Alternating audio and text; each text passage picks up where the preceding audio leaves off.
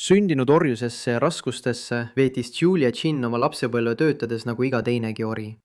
Kuid tema elu muutus, kui ta saadeti Richard Mentor Johnsoni tõusa poliitiku ja tulevase Ameerika Ühendriikide asepresidendi istandusse. Johnson võttis Julia peagi oma konkubiiniks, alustades suhet, mis oli ebatavaline, vastuoluline ja väga keeruline.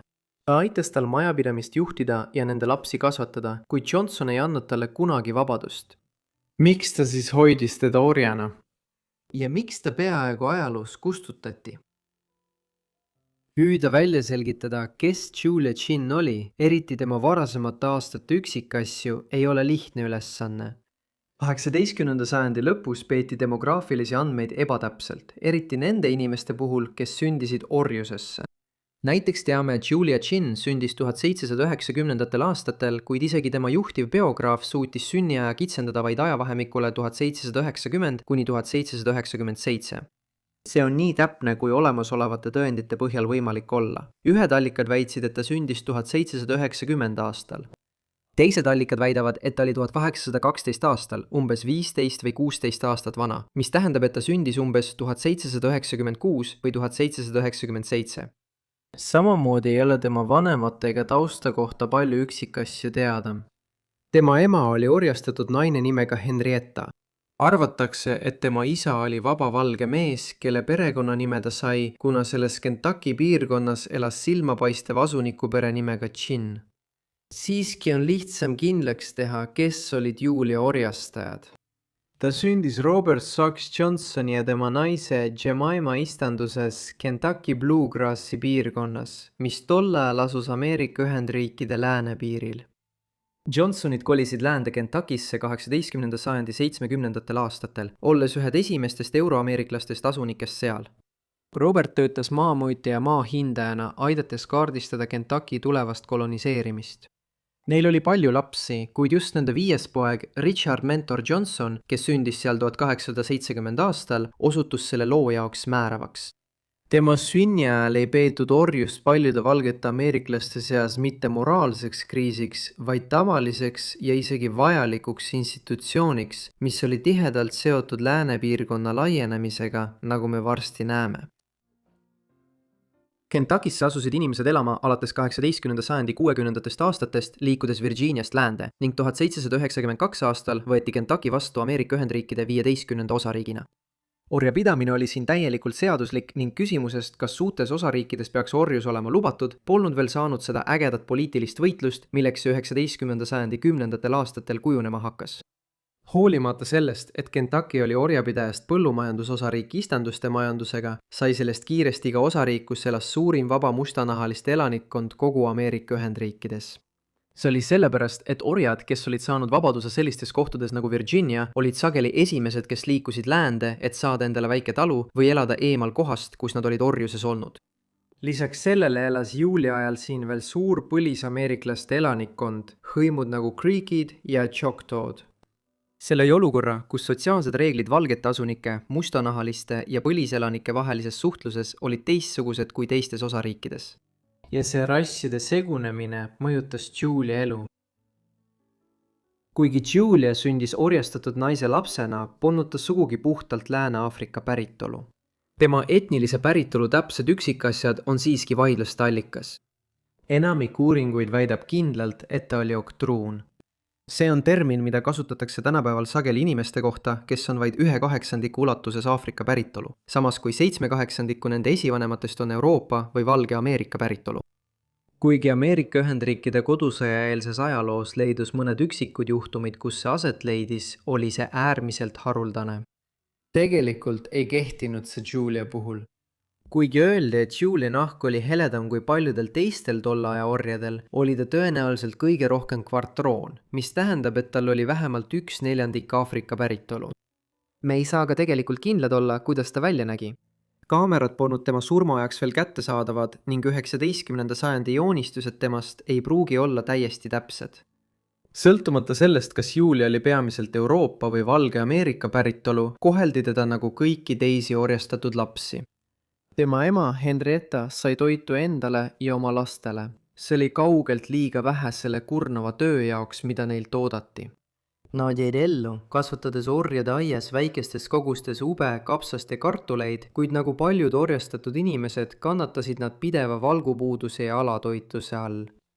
Julia varajasi aastaid iseloomustasid raskused ja puudus, kuid teismeikka jõudes pöördus tema elu selliselt, et tema saatus seoti otseselt mõjukasse Johnsoni perekonda viisil, mida vähesed oleksid osanud ette kujutada.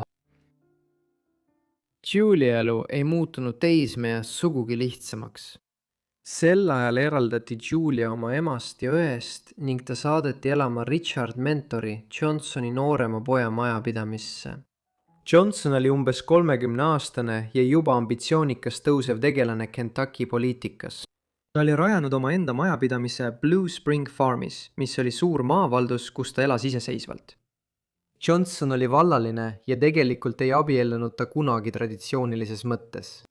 Hiljem räägita põhjal oli Johnson umbes 16-aastaselt teinud abielu ettepaneku noorele naisele, kuid tema ema ei kiitnud seda liitu üldse heaks ja survestas teda suhtest loobuma. Mõned lood väidavad, et see juhtum jättis Johnsonile püsiva jälje ning ta vandus, et ei lase enam kunagi oma emal ega kellelgi teisel oma isiklikku elu dikteerida. Olenemata sellest, kas see tõotus tegelikult anti või mitte, mõjutas see otsus oluliselt ebatavalist kodust korraldust, mis peagi Blue Spring Farmis välja kujunes. Kui juudi sinna saadeti, sai temast kiiresti tema liignaine.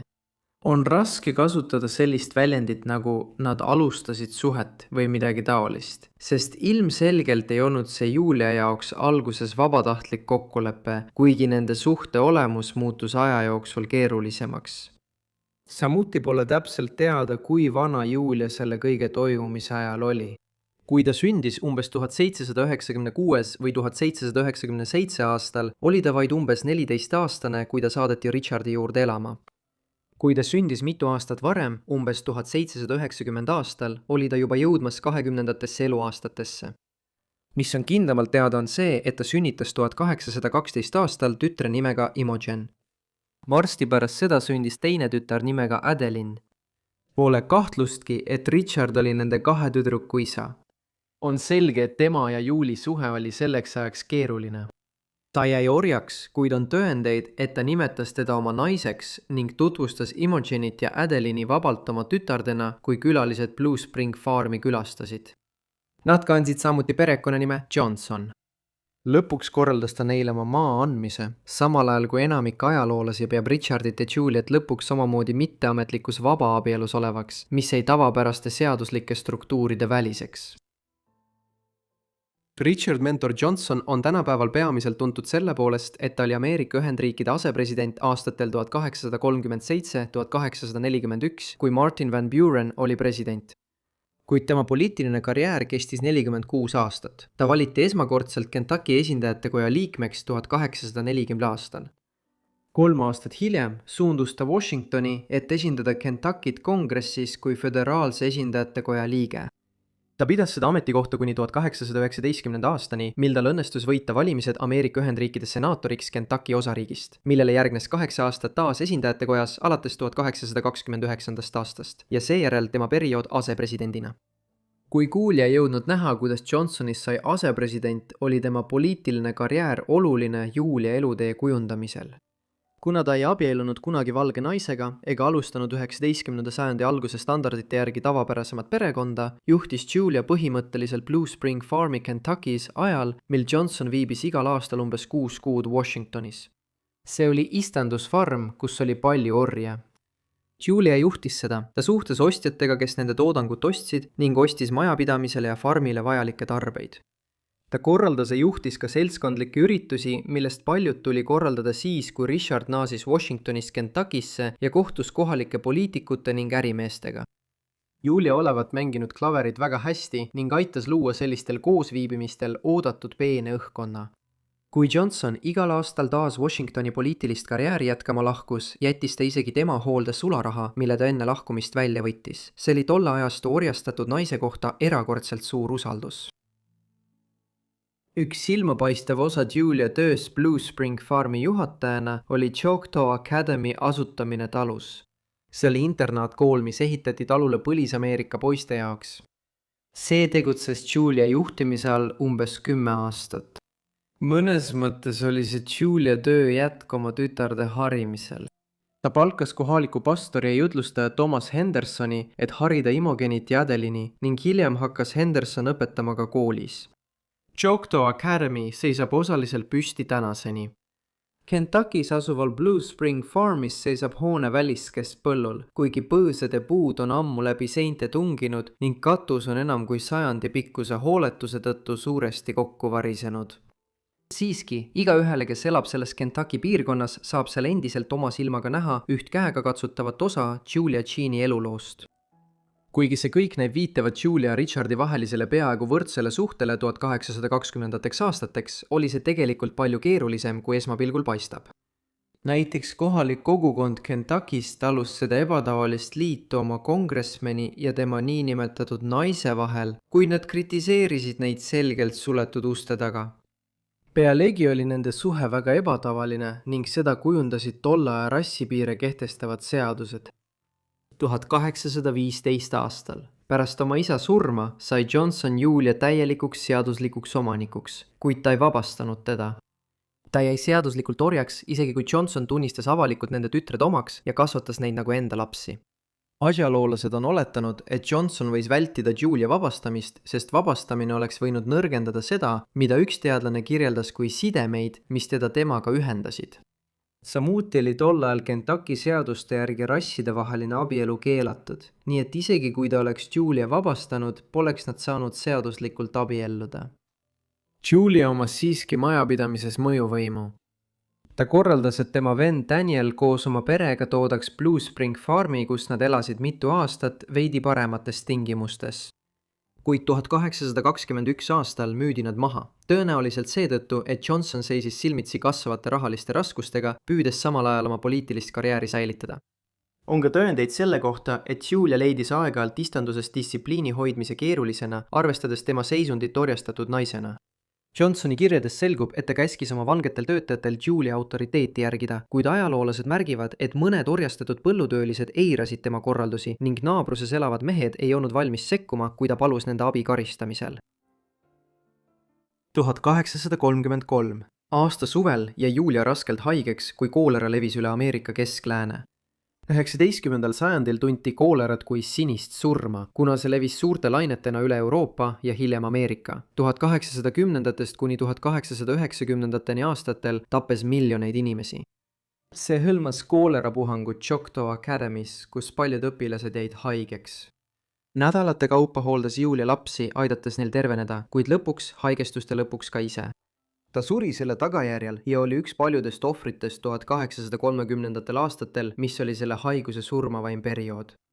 Me ei saa olla kindlad, kui vana ta surres oli. Ta oli kas 40. alguses või 30. lõpus. Tema matmispaik on samuti teadmata. Pärast Julia surma leinas Richard väidetavalt sügavalt. Järgnenud aastatel astus ta suhtesse teise istanduses olnud orjastatud naisega. Kui naine hiljem ta teise mehe pärast maha jättis, lasi Johnson ta kinni võtta ja oksjonil maha müüa. Seejärel alustas ta sarnast suhet tema õega, kes oli samuti orjastatud. Julia lugu unustati mitmeks aastakümneks. Tegelikult tuleks seda nimetada hoopis varjamiseks. 1836 aasta presidendivalimiste ajal pälvisid Richardi eraelu ja tema skandaalne suhe orjatariga palju negatiivset tähelepanu. Näiteks levisid lendlehed, mis ründasid Richard Mentor Johnsonit tema suhte pärast Julia Jean'iga ja nende 2 tütre pärast. Ühes 1836 aasta karikatuuris on Johnson kujutatud koos mõlema tütrega, kellest üks hoiab käes Jean'i portreed. Kunstnik tumendas meelega Jean'i ja tüdrukute nahatooni, et suurendada rassilist häbimärgistamist ja teda avalikult naeruvääristada. Siiski, hoolimata tema eraelu ümber keerlevatest vastuoludest, valiti Richard Mentor Johnson Martin Van Bureni kõrval asepresidendiks. 1850 aastal tegutses Johnson endiselt poliitikas, kuid selleks ajaks oli tema füüsiline ja vaimne tervis juba halvenemas. Ta suri insuldi tagajärjel 19. novembril 70-aastaselt. Ta maeti Frankfurti kalmistule Frankfurtis. Tema tütred Juliaga olid saanud kaasavaraks suured talud ja abiellunud valgete meestega, kuid nad ei saanud tema testamendist midagi. Pärast tema surma näib, et kaks tema venda, kes tol ajal veel elasid, John ja Henry Johnson, hävitasid Richardi dokumendid ja muud kirjed. Tõenäoliselt oli siin kaks motiivi. Esiteks tahtsid nad kustutada kõik mälestused Richardi vastuolulisest suhtest ja kahest tütrest, kes tal Juliaga olid. Teiseks, kuigi Richard polnud oma surma ajal tohutult rikas mees, jättis ta siiski piisavalt suure päranduse, et tema kaks venda tahtsid selle endale saada, selle asemel, et see läheks Imogenile, kes oli 1850 aastal veel elus. Nad leidsid kohtuniku, kes oli valmis neid aitama tagamaks, et Richardi segarassiline tütar ei päriks tema maid. Kohus kuulutas, et tal ei olnud elus abikaasat, lapsi, isa ega ema. Nii kanti võltsitud testament ametlikku registrisse. Kui Richardi dokumendid hävitati ja tema vara läks vendadele ja nende peredele, Julia Jean'i lugu vaigistati mõnevõrra. See kestis kuni 20. sajandi lõpuni, mil ühes väljaandes tehti möödaminnes viide Ameerika Ühendriikide asepresidendile ja tema orjastatud abikaasale. Need viited äratasid viimastel aastatel mitmes uurijas piisavalt huvi, et tema elust ja ajastust on avaldatud mitmeid uurimusi, sealhulgas Amrita Chakraborty Myersi täispikk elulugu. Nii on Julia Jean'i, asepresidendi orjastatud abikaasa, lugu unustuses taas esile toodud. Kuigi suurem osa Blue Springi farmist on kadunud, on kohalike muinsuskaitsjate pingutused Choctaw Akadeemia säilinud kiviehitise stabiliseerimiseks aidanud tagada, et vähemalt osa paigast, kus ta elas ja töötas, jääb püsima. Sel moel jätkub. Julia Jean'i, kelle mälestus oli kunagi ajaloost peaaegu kustutatud, taasavastamine ja meelespidamine. Suur tänu kõigile, et vaatasite seda videot Julia Jean'i kohta. Loodan, et see oli teile huvitav. Andke kommentaarides teada, mida arvasite tema elust ja kui teil on ettepanekuid, andke neist samuti kommentaarides teada. Loodan, et olete minu kanalit tellinud ja teavitused sisse lülitanud, et saaksite kõik minu videod kohe, kui need üles laen. Igatahes, see on kõik minu poolt, nii et kohtume järgmises Forgotten Lives'i osas. Aitäh!